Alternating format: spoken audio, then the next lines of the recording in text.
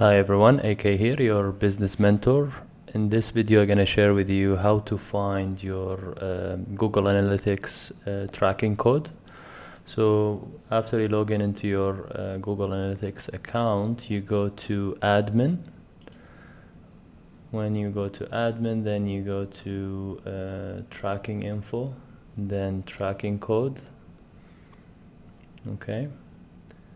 And then you find the code here, and then you just copy it and save it. Like usually I save my code in on WordPress, or you can save it on Notes. You can see here there is, like for my other side, there is another code. So basically you have to make sure when you are in the admin area of your Google Analytics account that you are selecting the right you can know that you are selecting the right website here, because for each website there is a different tracking code.